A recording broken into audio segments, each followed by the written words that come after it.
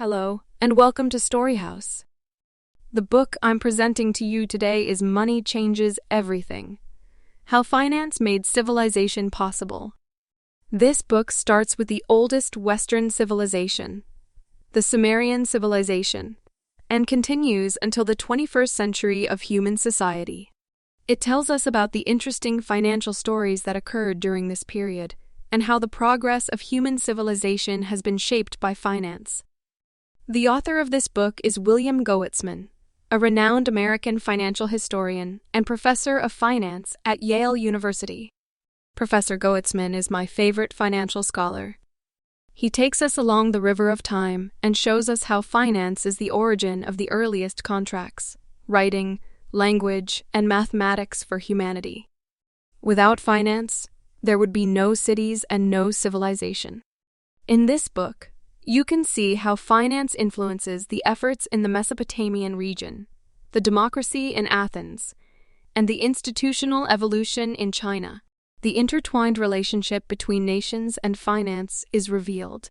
By understanding these aspects, one can comprehend the future of finance and human society, as well as the rise and future of the global financial market.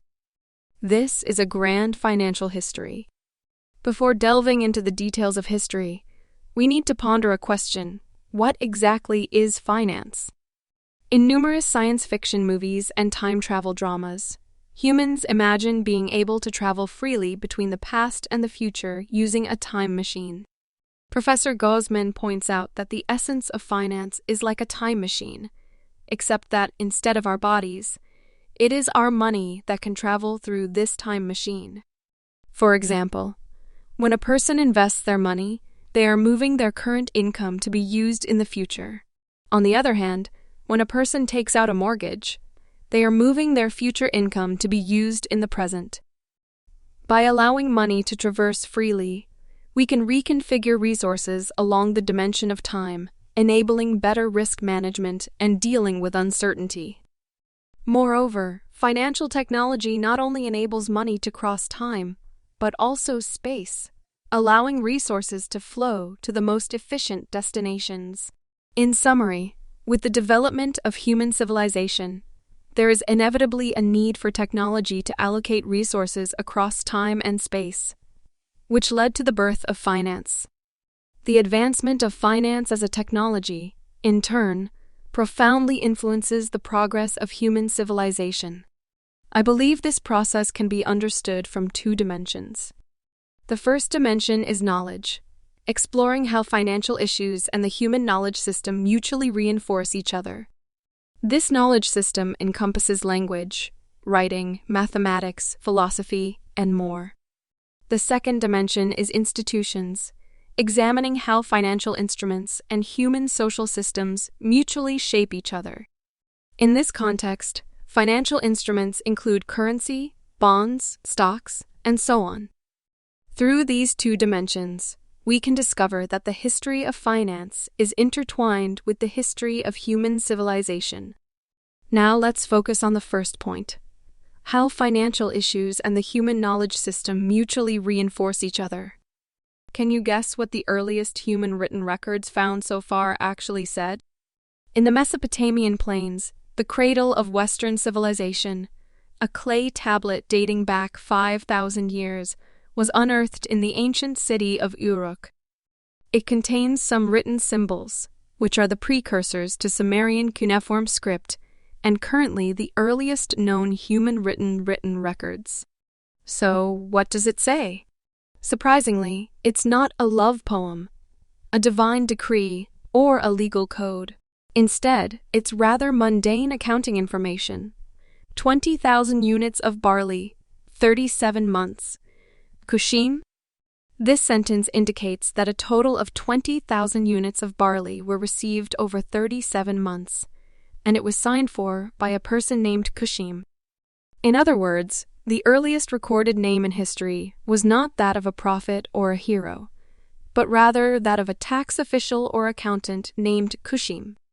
In fact, among the numerous clay tablets unearthed in the ancient city of Uruk, in addition to income records, There were also debt lists that recorded individuals' names and the quantities of barley they owed.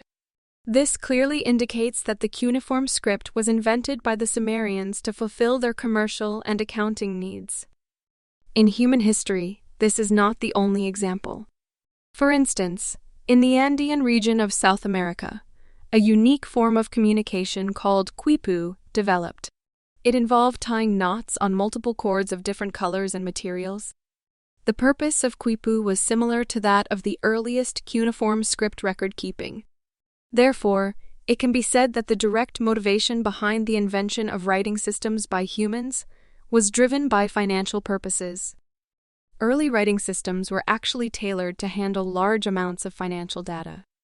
However, there is an exception in the case of Chinese oracle bone script, Jiaguan, which was developed for divination purposes. It is understandable, then, that the earliest written contracts in Sumerian civilization were not alliances or marriage agreements, but rather commercial contracts. In the ancient city of Uruk, archaeologists have also discovered a peculiar artifact made of clay in the shape of a cylindrical object with a hollow center. This artifact is known as a cylinder seal. What was its purpose? Well, it served as the earliest form of contract seal. Lending parties would record their rights and obligations on a small clay tablet, which would then be placed inside the cylinder seal for storage. In the event of a breach of contract or a dispute, the seal could be broken open for examination. A similar contract verification mechanism existed in ancient China, except our ancestors used bamboo slips. Contracts were written on bamboo slips, which were then split in half at the bamboo joints. When a loan was repaid or a dispute arose, the two parts would be rejoined for examination. It can be said that both the cylinder seal and bamboo slips were the earliest financial contract verification technologies invented by humans. Verification technology is crucial for the development of finance, because finance is fundamentally about future commitments. Without the ability to record, agree upon, and verify agreements, commitments would be meaningless. What's even more astonishing is that, in addition to contract verification technology, the Sumerian civilization also developed the concept of compound interest, where debt includes interest and interest compounds over time. Why did the Sumerians come up with the concept of compound interest? Archaeologists speculate that it likely originated from the economic practices of animal husbandry at the time. Each year, a cow gives birth to a calf, and the following year, the calf itself becomes capable of giving birth to another calf. This is a classic example of compound growth, isn't it? On a clay tablet unearthed from 4,000 years ago, a detailed record was found documenting the growth of a herd of cows over a period of 10 years. It also recorded the corresponding production of milk and cheese, as well as the monetary income generated for the owners of the cattle. However, what is strange is that the recorded information is clearly not reflective of reality. For example, there were no cow deaths over the 10-year period. The calving rate of the herd remained constant each year, and the prices of milk and cheese remained unchanged. What does this imply? It suggests that the clay tablet is not an actual business record, but an abstract investment model. It can be seen as a business plan from 4,000 years ago. Professor Gozman believes that this tablet is one of the most exciting ancient documents related to finance in the ancient Near East. It indicates that as early as 4,000 years ago, people had already invented the fundamental tools for future planning, quantitative analysis, and valuation in relation to enterprises. Humans began to think abstractly about financial issues and became fully aware of the value of time. Time had the ability to naturally increase the value of capital, such as a herd of cows, leading people to grasp the concept of compound interest.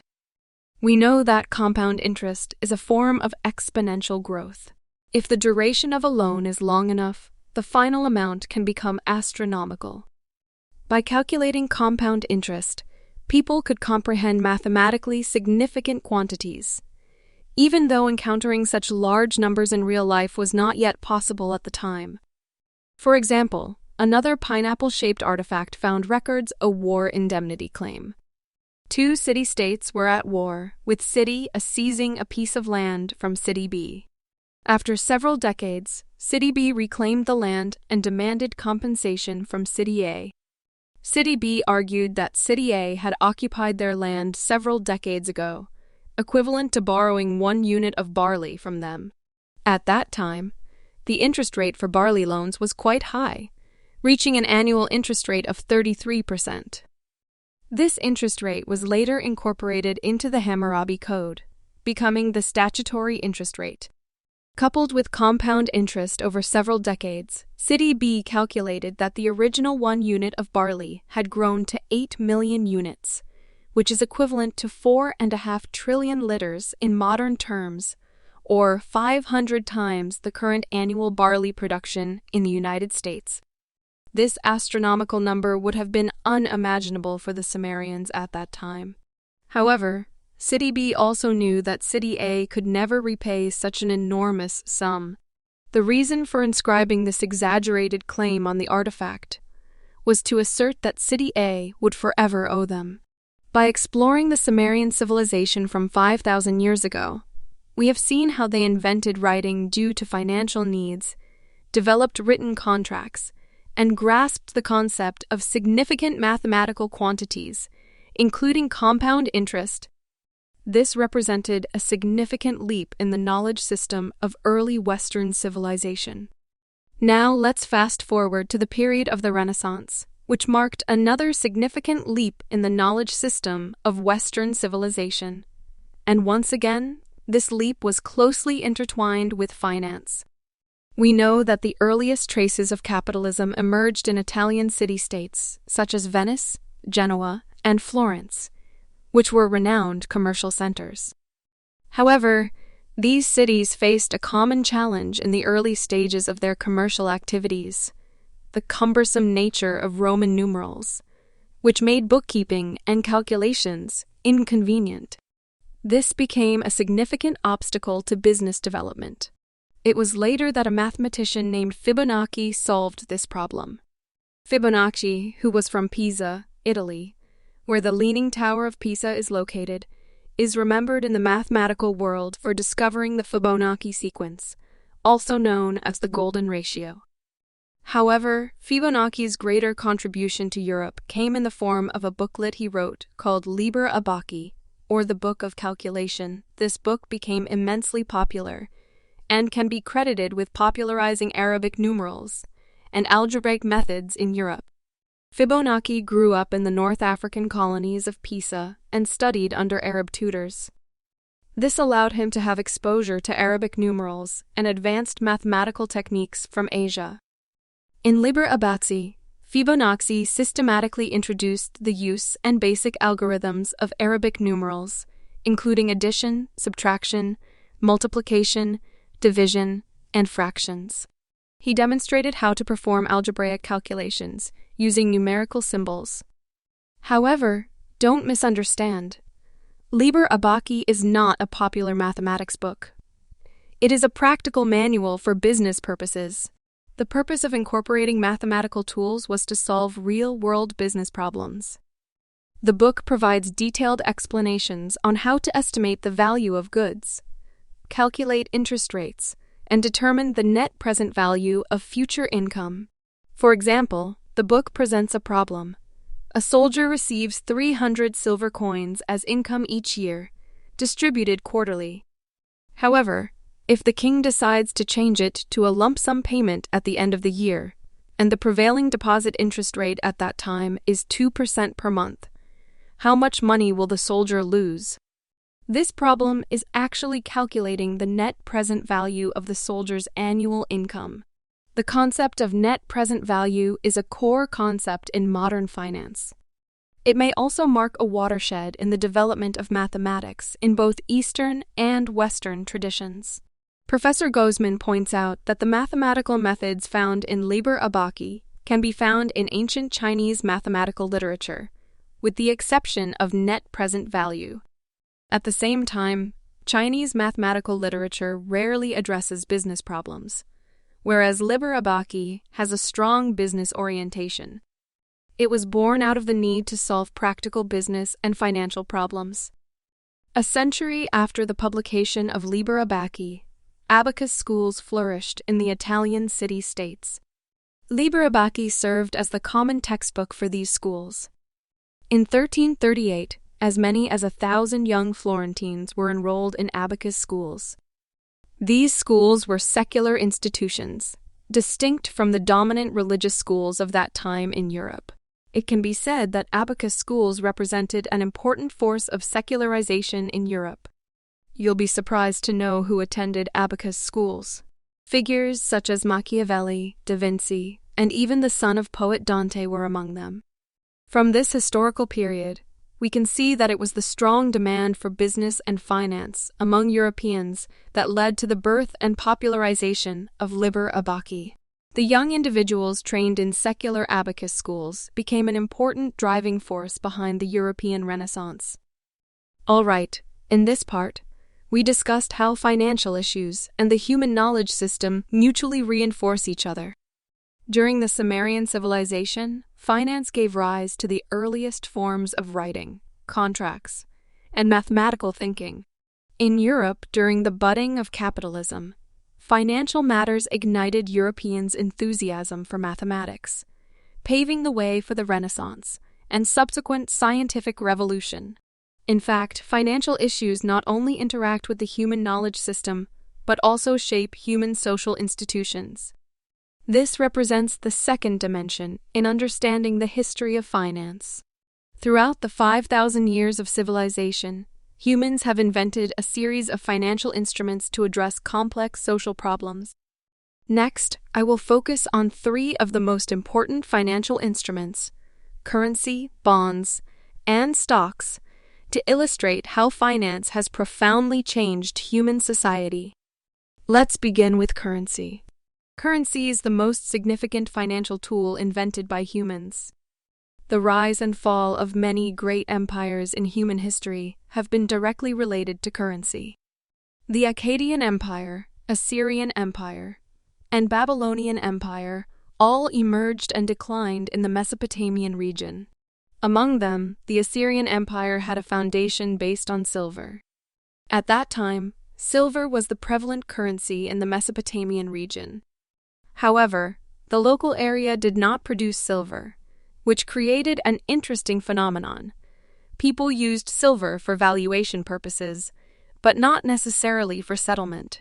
This effectively separated the functions of currency as a unit of account and as a medium of exchange. To address the shortage of silver, people had to engage in maritime trade, exchanging textiles for silver. The Assyrian Empire, located in the northern part of the Mesopotamian region, became the primary silver trading port, virtually monopolizing the silver trade in the area. With this advantage, the Assyrian Empire later rose to become a powerful empire, ruling over a vast territory from the Tigris and Euphrates rivers to Egypt. The rise of the Assyrian Empire is not an isolated case. In fact, the subsequent rise of the Athenian Empire was also closely tied to silver. Just a few kilometers southwest of Athens, there was a highly productive silver mine. Starting from the 6th century BC, the Athenians conducted large-scale mining operations in this area, producing up to 20 tons of silver per year at its peak. This silver was minted into coins, with the obverse side depicting the head of Athena and the reverse side depicting her sacred bird, the owl. Hence, these coins were known as owl coins or owl tetradrachms. The owl tetradrachms are one of the largest produced and longest used coins in history, with a total quantity reaching 120 million. Importantly, these coins became the internationally recognized hard currency monopolized by Athens. Thucydides, the ancient Greek historian, believed that one of Athens' greatest military advantages was its possession of a coinage system that could fund its army and navy expenses. If we fast forward to the 16th century, a new empire began to rise in Europe, the Spanish Empire. It, too, was a silver empire. The discovery of silver mines in the Americas contributed to the glory of the Spanish Empire, while the subsequent depletion of those mines led to its decline.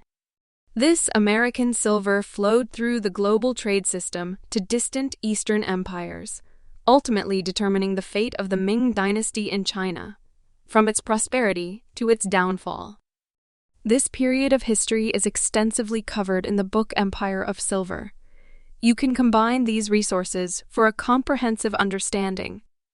Unfortunately, although the world's earliest paper currency, known as jiaozi, appeared in the Song dynasty, ancient China never officially issued government bonds. Therefore, throughout the different dynasties, the method of dealing with financial crises was mainly through inflation. The Song, Jin, Yuan, Ming, and other dynasties all experienced economic chaos caused by excessive issuance of paper money. Professor Gozman believes that the absence of government bonds as a financial instrument is a notable divergence between East and West, and it may even be an important factor in the rise of European nations. Why are government bonds so important in Europe? It all begins with the earliest government bonds. In the medieval period, coastal city-states such as Venice and Genoa often waged wars to secure trade routes. However, these city-states had limited financial resources and needed to borrow money to fund their wars.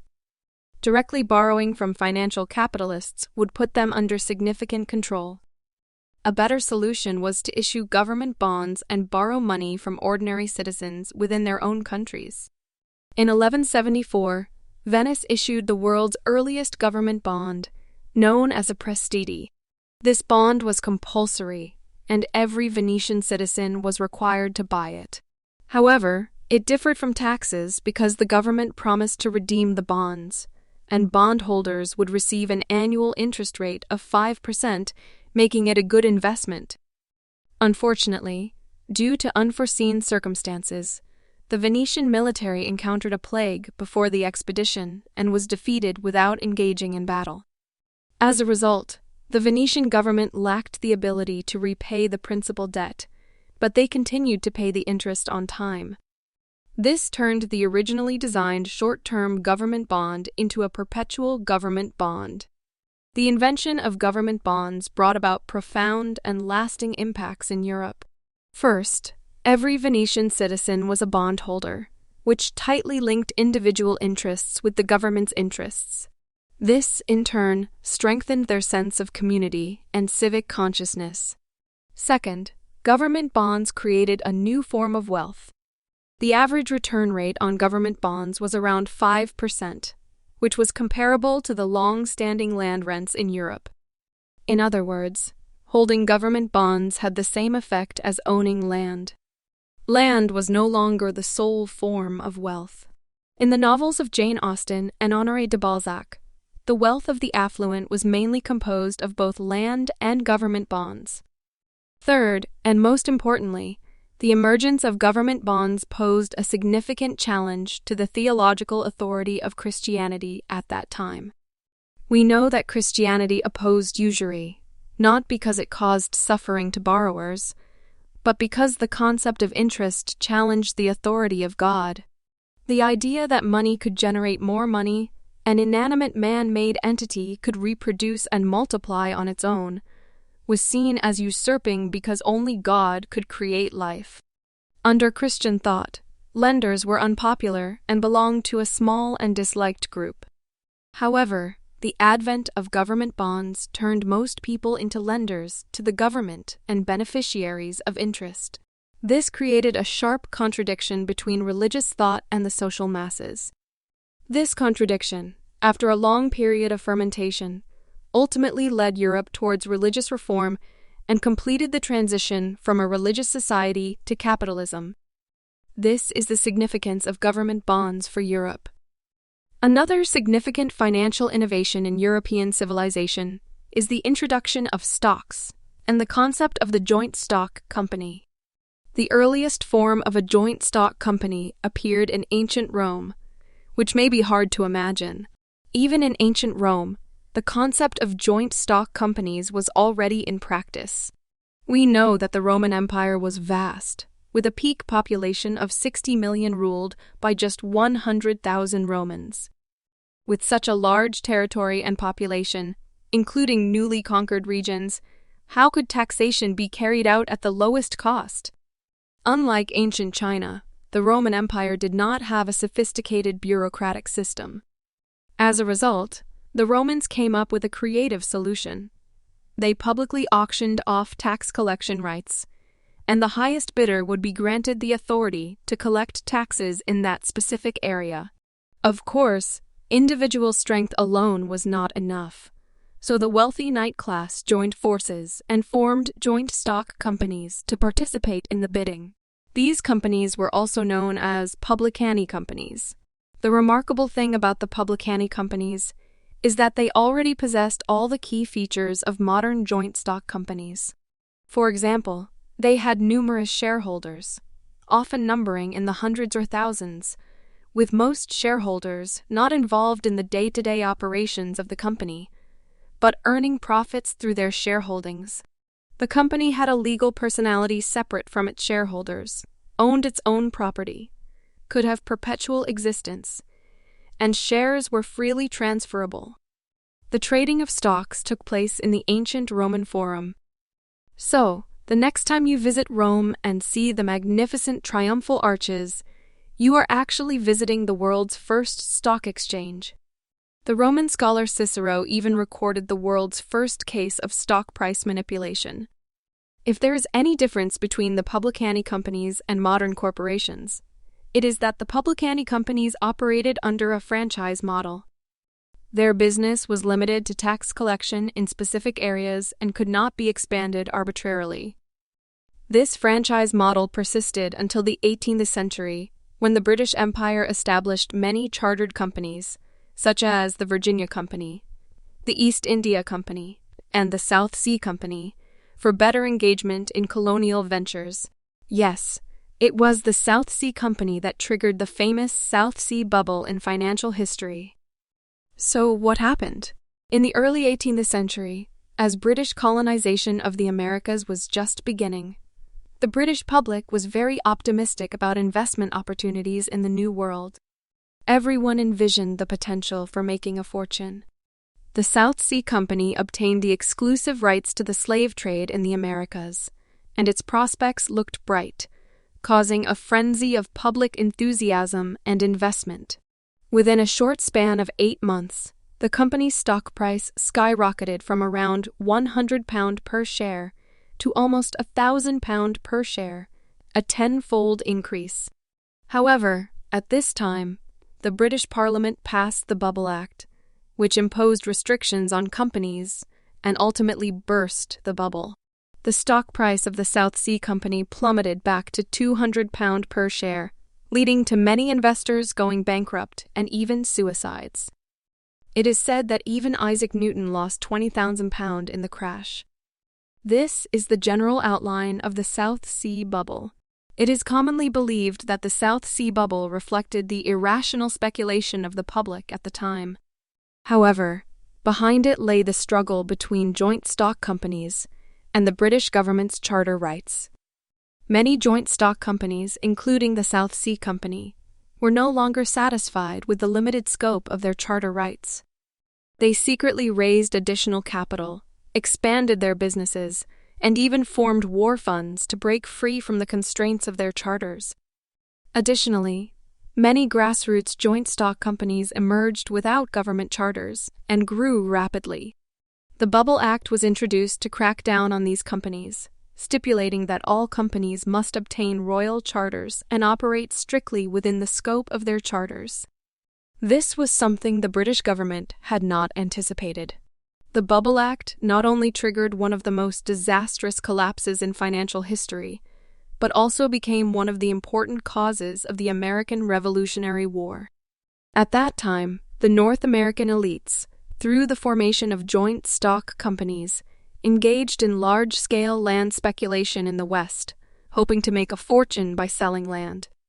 Figures such as Washington, Adams, Jefferson, and Franklin were all involved in this land speculation frenzy. Unfortunately, the Bubble Act, with its regulations on company formation and development, blocked everyone's path to wealth. It is not difficult to understand why, even before the end of the Revolutionary War, the Americans declared the repeal of the Bubble Act and achieved financial liberalization. After this battle, joint stock companies finally broke free from the shackles of charter restrictions and became the most important form of political economy in human society today.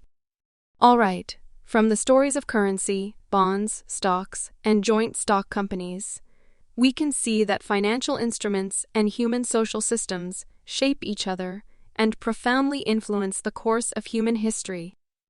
Speaking of which, we've covered the content of this book quite thoroughly. Let's briefly review it. We can understand financial history from two dimensions. The first dimension is the dimension of knowledge. In the Sumerian civilization, finance facilitated the earliest development of writing, contracts, and mathematical thinking.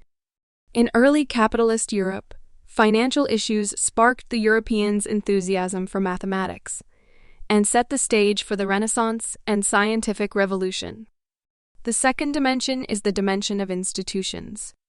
Finance deeply influences human social systems and historical processes. The rise and fall of many great empires throughout history are directly related to currency. The invention of government bonds ultimately led Europe toward religious reform and completed the transition to capitalism. As for joint stock companies, they were a brilliant creation of the Roman Empire, and later became a painful lesson for the British Empire. Due to constraints of space, this book only provides a concise explanation of the modern financial developments after the 18th century.